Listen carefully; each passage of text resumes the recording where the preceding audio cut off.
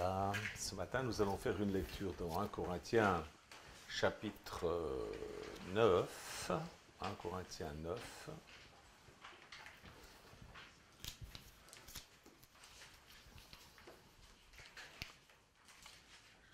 Verset 24.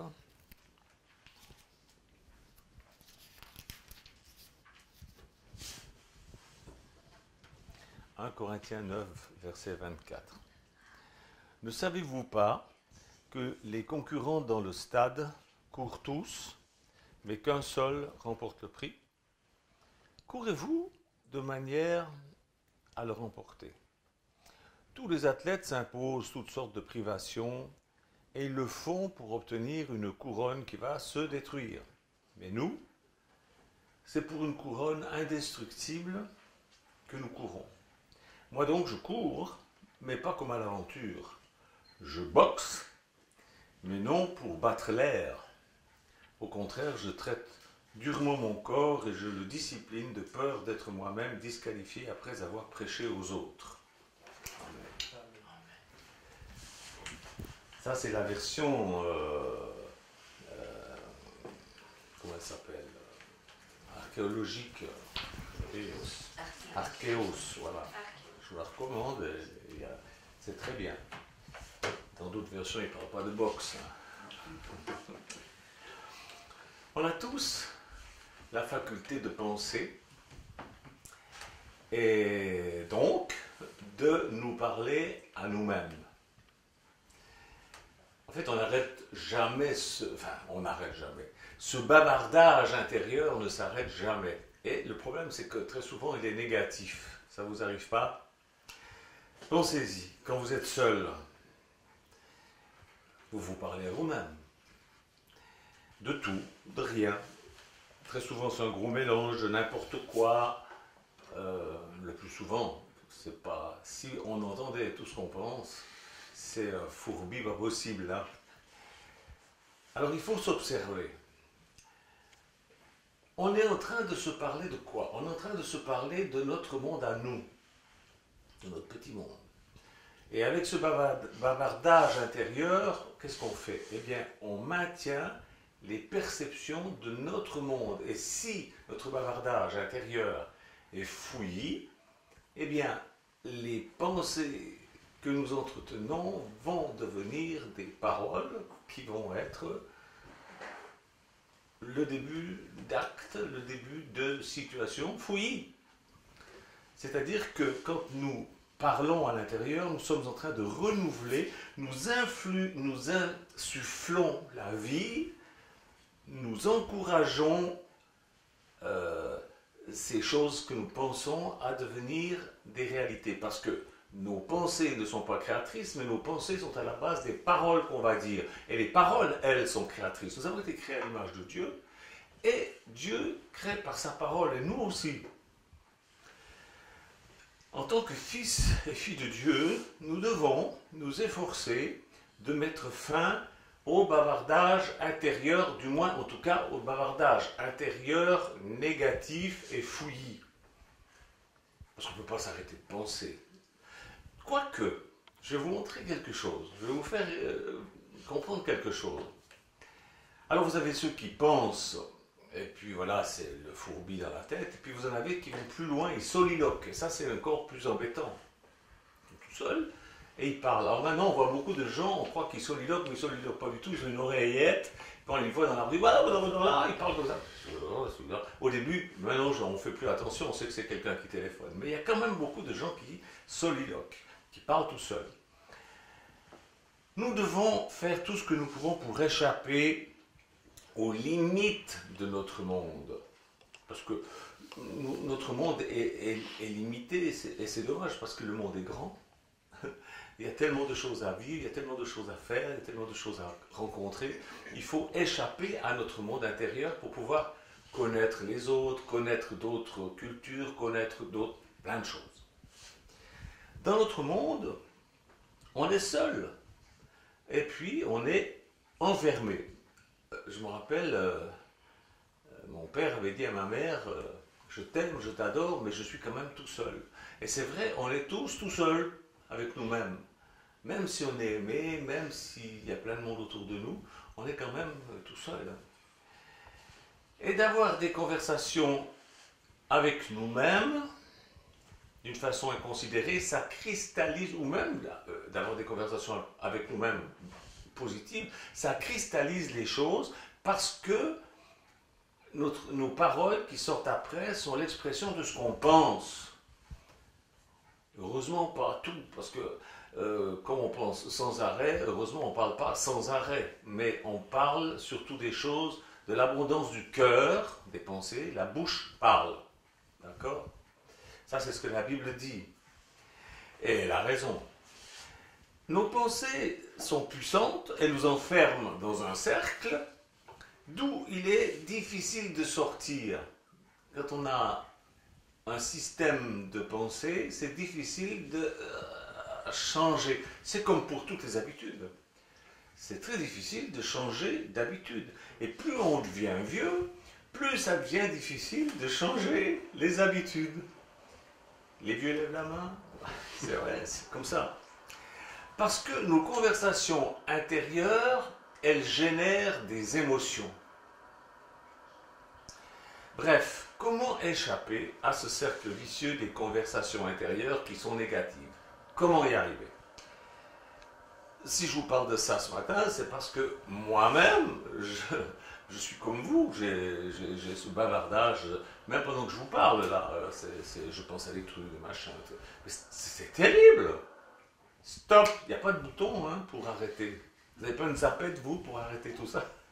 Pour commencer, il faut savoir que depuis notre naissance, enfin, c'est-à-dire depuis qu'on est tout petit surtout, eh bien, on utilise nos yeux pour juger le monde. On regarde, on apprécie, on évalue les choses, voilà, avec nos yeux. En fait, nous parlons aux autres de ce que nous avons vu, premièrement. On dit toujours le choc des mots, le choc mais aussi le choc des photos. Les photos parlent, c'est terrible. Et ce qu'on voit, ça parle très souvent plus fort que ce qu'on entend.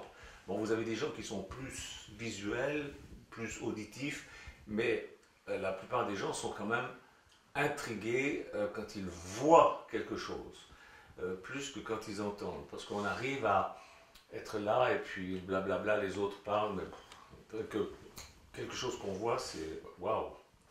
Ensuite, généralement, après la vue, c'est l'ouïe qui est utilisé par chacun de nous pour juger le monde et pour évaluer les choses, les gens. Juger, ça ne veut pas dire condamner, ça veut dire apprécier et mettre chaque chose à sa place, donner de la valeur à ceci et pas à cela, etc.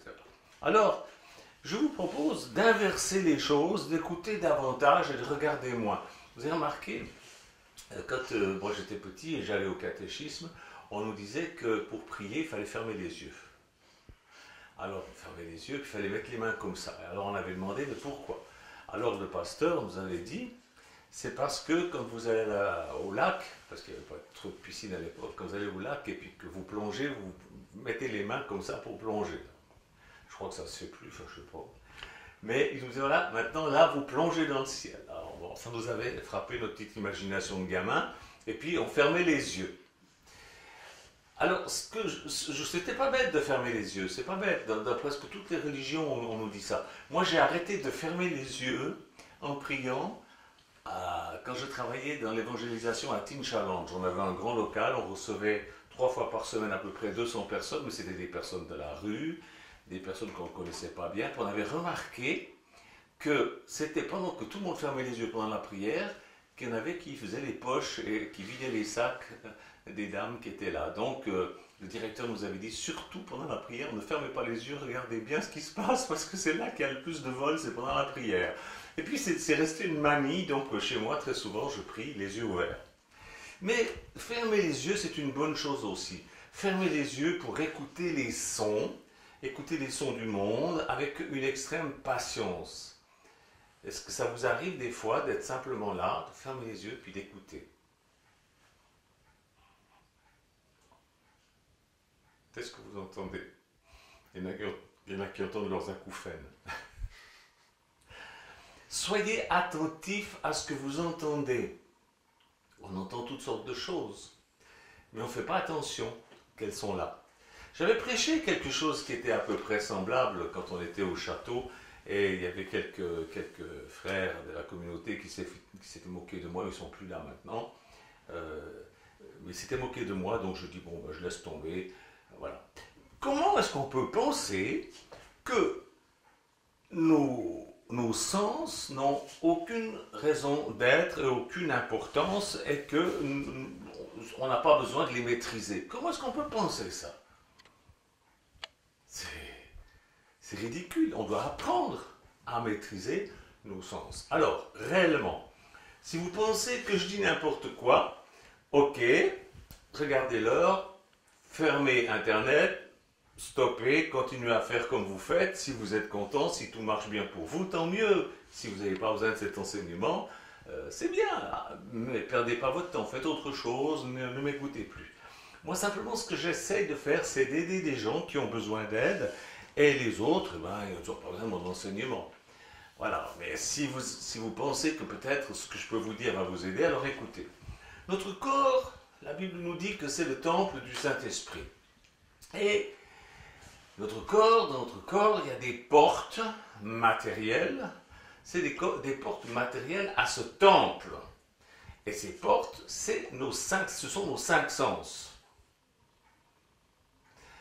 Si vous pensez que cela n'a aucune importance, d'utiliser ces portes d'une manière convenable, si vous pensez que vous pouvez utiliser ces portes n'importe comment, eh bien, surtout ne perdez pas votre temps à m'écouter, fermez la porte, écoutez autre chose. Le toucher, c'est le 3e sens le plus en éveil. Après la vue et l'ouïe, c'est reconnu, c'est quelque chose qui est reconnu. C'est pas moi qui l'invente, j'ai pas la science infuse.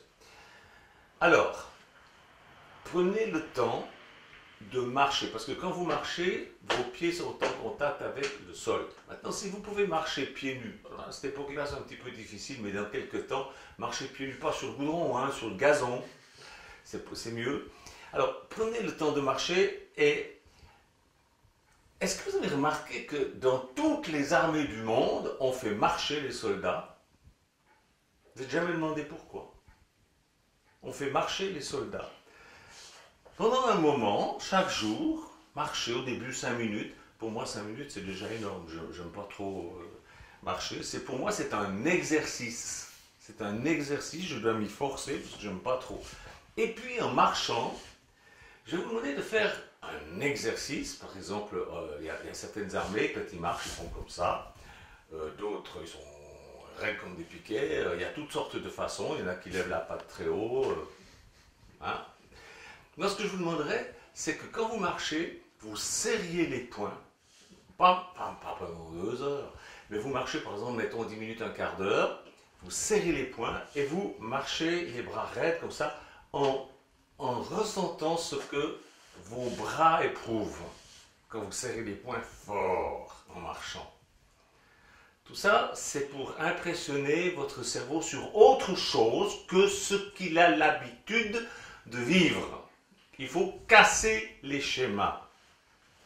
Ce qui compte, c'est d'attirer votre attention sur vos bras en crispant vos doigts de façon inhabituelle. On ne marche jamais comme ça. Eh bien, je vous demande de marcher comme ça pour que votre cerveau ait une information différente. Ça va être différent et alors, ça va casser un schéma. Faites ça comme un exercice marché en écoutant ce qui est à écouter. Évitez de mettre des écouteurs pour écouter de la musique. Écoutez la nature. Écoutez la nature. Pour briser les schémas. Pour nous obliger à être soumis aux ordres des supérieurs. Ça, c'est dans l'armée. Mais la Bible nous compare à des soldats. Et dans l'armée du roi des rois, eh bien, nous devons marcher.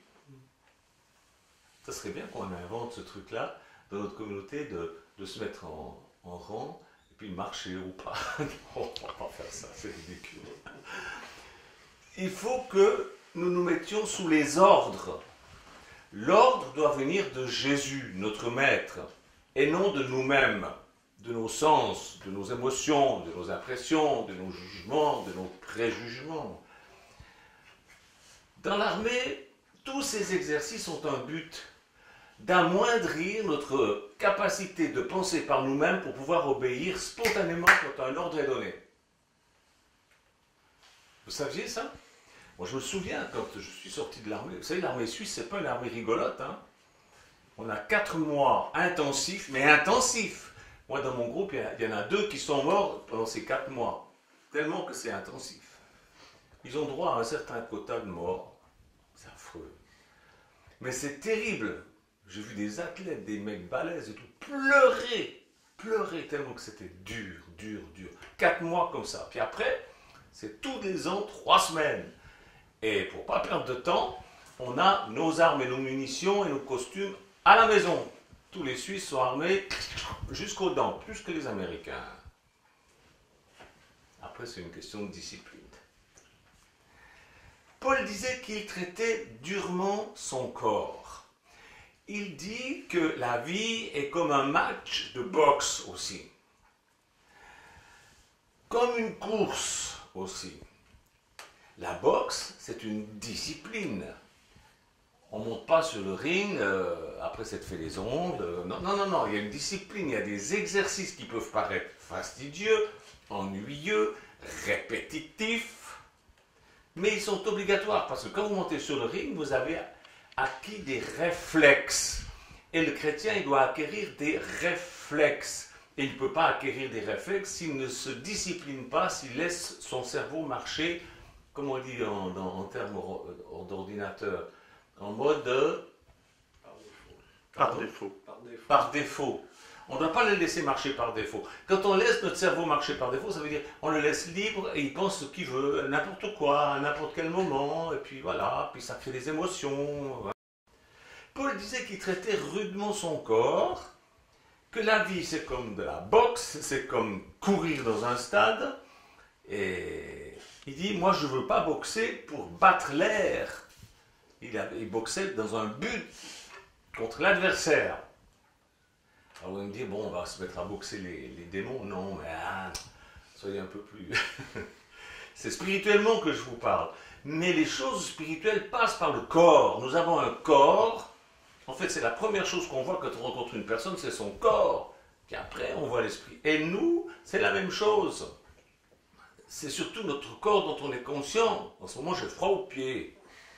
Je sens que j'ai froid aux pieds. Je peux mettre une veste, je peux mettre tout ce que vous voulez, j'ai froid aux pieds. Et c'est comme ça, je le sens. Pourquoi un sportif court? Pour nous dire, obtenir une couronne qui va se détruire.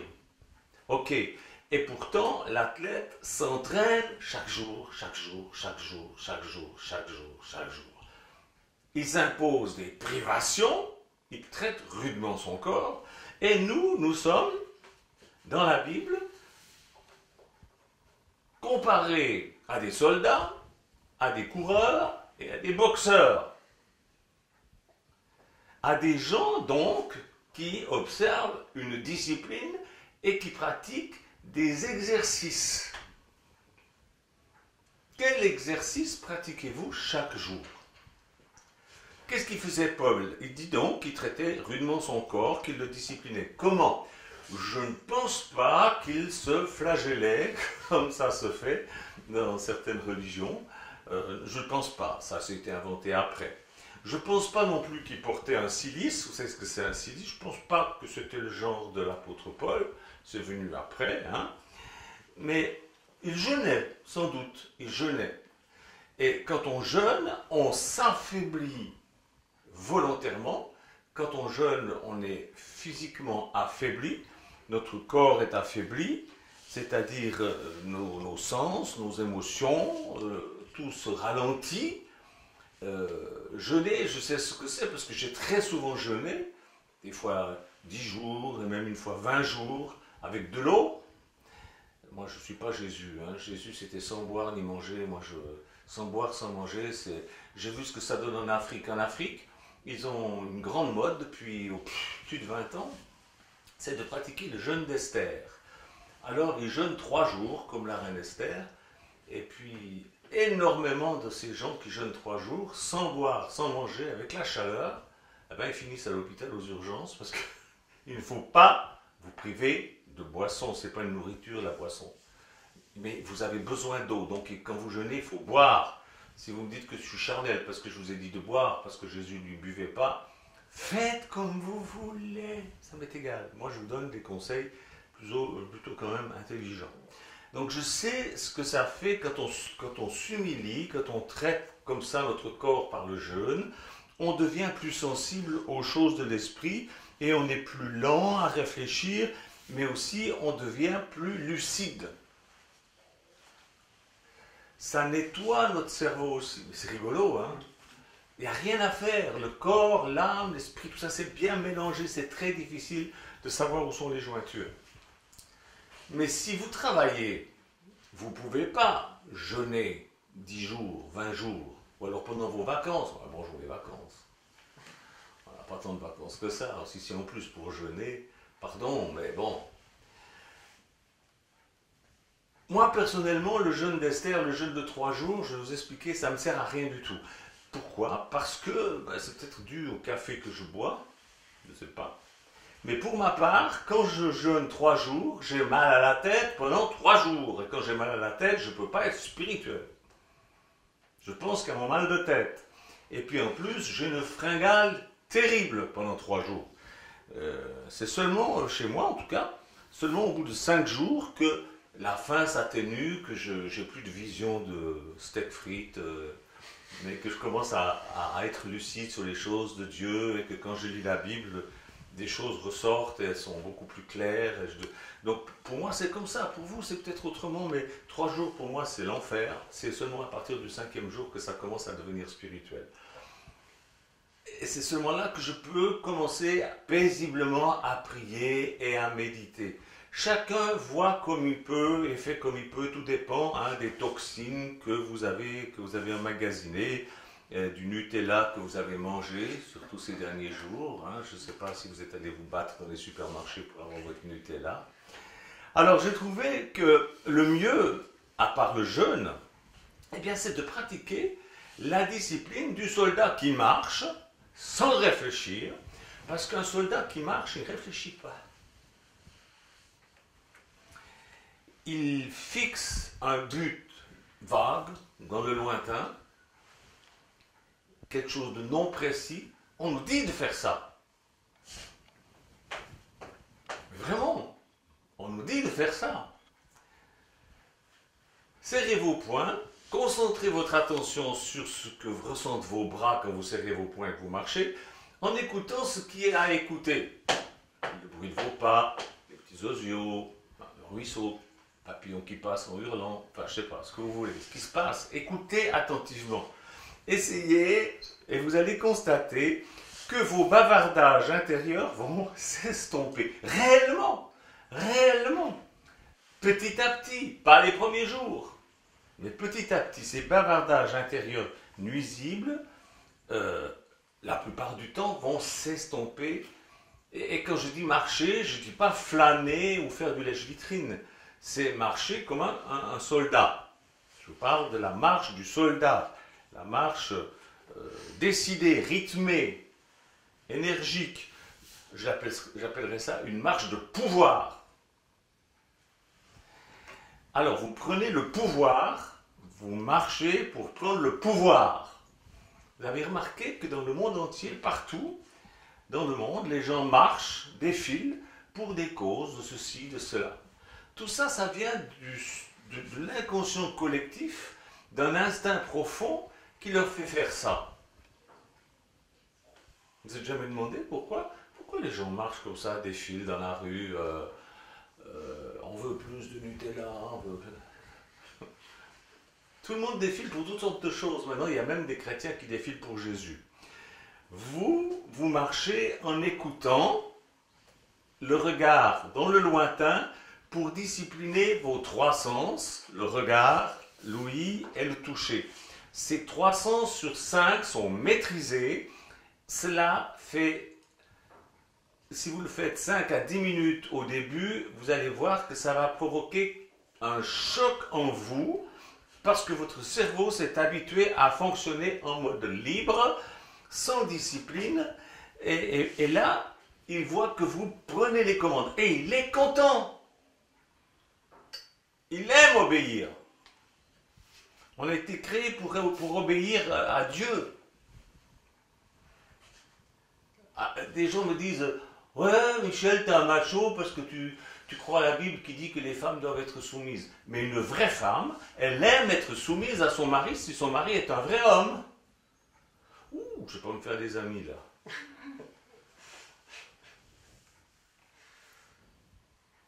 On aime être soumis à Dieu. Un chrétien aime être soumis à Dieu. Il n'arrive pas toujours. Pourquoi? Parce qu'il a des habitudes et il ne brise jamais ses habitudes. Prenez les commandes et vous verrez vos bavardages commencer à s'atténuer et petit à petit se taire. Agissez ainsi sans attendre de récompense. Ne dites pas, ça va venir comme ça. Non, pensez pas ça. Pensez rien. Juste pour vous entraîner. Comme un boxeur, quand il boxe, il ne pense pas... non, il fait ce qu'on lui a appris, puis il le fait sans réfléchir.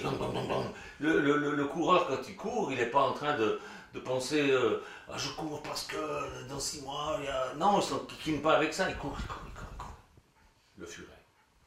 Pour vous discipliner, pour vous entraîner, briser les routines, exécuter des actions qui sont dépourvues de signification. Vous savez que dans notre monde, on n'aime pas avoir l'air ridicule. Eh bien, ayez l'air ridicule de temps en temps. Si vous avez des habitudes, changez-les. Ça va désécuriser votre cerveau. Ça va l'obliger à opter pour d'autres schémas. Mais des choses toutes simples. Par exemple, le matin, quand vous vous levez, si vous avez l'habitude de vous doucher avant de vous raser, ben faites le contraire. Vous allez voir. Moi, je me rase toujours avant de me doucher. Eh ben, je vais changer ça.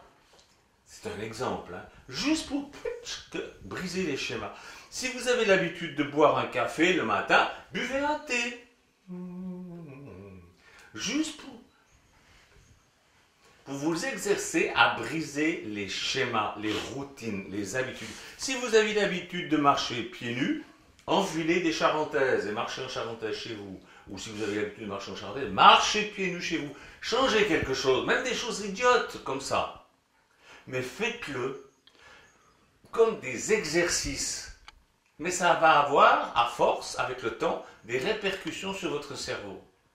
Bref, cassez vos routines, ça amusera votre cerveau et ça le déstabilisera et vous pourrez prendre les commandes.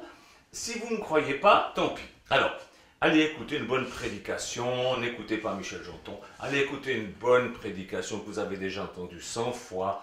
Par exemple, vous tapez sur Google Zaché, et puis vous aurez tas de prédications sur Zaché que vous avez déjà entendues 100 fois. Quand vous entendez le pasteur lire un verset, vous savez déjà à l'avance ce qu'il va dire, continuez comme ça, c'est une bonne routine. Non, tordez le cou à la routine, changez. Sinon, ben vous ne choquerez jamais votre train-train quotidien et tout continuera à aller comme vous aimez tellement que ça aille. Moi, je suis sûr que vous n'aimez pas comment ça va. La plupart du temps, les gens viennent vers moi et me disent « Ah, ils disent jamais « Ouais, c'est génial !» C'est rare. Je vous dis ça parce qu'il est important de penser clairement. La seule façon de pouvoir penser clairement, c'est de ne pas penser du tout. Vous allez me dire, ah bon? Mais bien sûr. Le but qu'un disciple de Jésus vise, c'est quoi?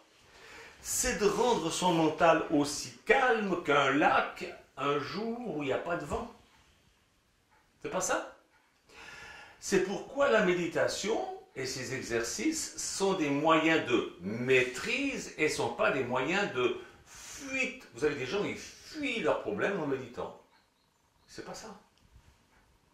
Ils ont ça dans l'idée, c'est pas ça.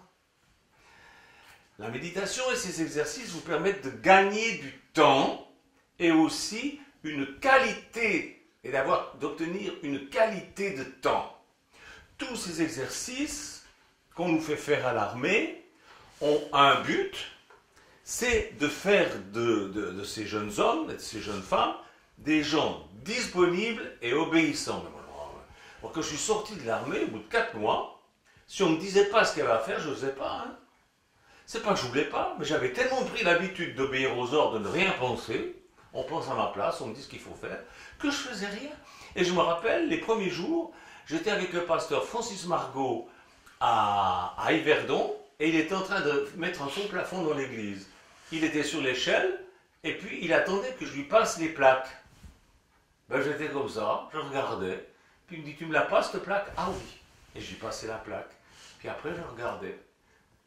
Alors, et la suivante? Ah oui, excuse-moi, mais j'étais complètement...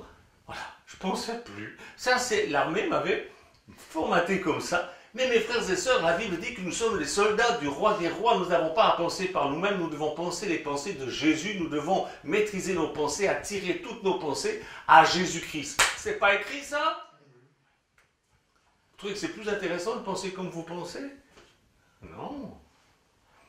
Des gens qui ne pensent pas peuvent penser aux ordres de leurs supérieurs. C'est terrible à dire. C'est terrible à dire, mais c'est comme ça. Ces exercices vous prendront un peu de temps, mais infiniment moins que d'avancer à l'aveuglette. Si vous avancez à l'aveuglette, vous allez perdre du temps, réellement. Si vous faites ces exercices, vous aurez l'impression de perdre du temps, mais en réalité, vous n'en perdrez pas. Par exemple, quand quelqu'un, notre frère Stéphane, qui fait de la muscu, puis moi de temps en temps je joue aussi un petit peu, ça a l'air d'être une perte de temps. Il faut d'abord descendre jusqu'à la salle, ensuite il faut changer, après il faut faire les exercices. Voilà. Mais ce n'est pas une perte de temps. Après, quand on voit le résultat, on est content, on est bien, on élimine les toxines, on se sent mieux, on est en forme. C'est jamais une perte de temps de s'exercer, même si les mouvements sont répétitifs, c'est toujours pareil. À l'armée, c'est répétitif et toujours pareil. Et puis tout d'un coup, on nous réveille à 2 h du matin, on nous dit de mettre la tenue de sortie, comme quand on sort le dimanche, et puis on nous réunit dans la cour, on se demande qu'est-ce que c'est. C'est un exercice ridicule, ce que je vous disais, les charentaises, les machins. Un exercice ridicule. Et on nous dit de courir autour de la caserne, faire 10 fois le tour. Alors on est en sueur, tout. Puis après on nous dit, tout le monde dans les chambres, mettez la tenue de combat. Alors on enlève le machin, on met la tenue de combat. Et de nouveau, dans la cour, je vous rappelle, c'est à peu près 3 h du matin, 3 h moins le quart, et rebelote, on tourne autour de la caserne. Et puis après, on nous rassemble, retournez dedans et remettez-vous en tenue du dimanche. Et ça y est, rebelote, on nous fait tourner. C'est ridicule. Puis il y en a qui ont compris, qui ont dit, plutôt que de me changer, je vais simplement mettre la tenue par-dessus l'autre tenue. Mais là, ils nous ont fait tourner 20 fois. Alors il y en avait qui avaient 3 tenues. Il faut obéir tout simplement sans réfléchir. Quand Jésus dit quelque chose, on obéit tout simplement sans réfléchir. Voilà. Trouve un verset dans la Bible, tu obéis sans réfléchir. Voilà. C'est ça que Dieu attend de nous. Ça ne veut pas dire qu'il ne veut pas qu'on réfléchisse, mais quand on réfléchit par nous-mêmes, très souvent c'est un fourbi négatif, désordonné. Il faut apprendre à maîtriser notre pensée. Pour maîtriser notre pensée, il faut faire des exercices. Ce que je vous dis là n'est pas enseigné en général dans les églises. C'est comme par exemple à l'école, on vous enseigne où se trouve le Rhône, où se trouve la Loire, où se trouve le Lot, dans quel sens il coule du sud au nord, du nord au sud, ça on s'en fout complètement. Mais par exemple, pour vous apprendre à des choses de la vie, ben non. Les choses pratiques, non. Moi, je suis content parce que hier, j'ai réussi à vivre toute ma journée sans utiliser le théorème de Pythagore. Vous voyez, il y a des choses plus importantes que d'autres dans la vie. Et à l'école, on nous apprend beaucoup de choses qui sont bien, mais on ne les utilise pas dans la vraie vie. Par exemple, mes frères, là, ils sont en train de monter une boîte. Tout ce qu'ils apprennent maintenant, à leur âge, à l'école, on ne sait jamais. Enfin bon, passons. Les gens qui ne pensent pas et qui ne pensent qu'aux ordres des supérieurs, ça c'est bon dans l'armée, mais c'est aussi bon avec Jésus. Ces exercices vous prendront un peu de temps, mais infiniment moins que si vous avancez à l'aveuglette. Ce que je vous dis là, vous en faites ce que vous voulez. Il y en a qui ont essayé et ils ont été gagnants. D'autres, ils n'ont pas essayé, puis ils en sont toujours au même point. Moi, je vous dis, vous ne pouvez pas être en communion avec Dieu avant d'être en contact avec vous-même. Mais de façon disciplinée.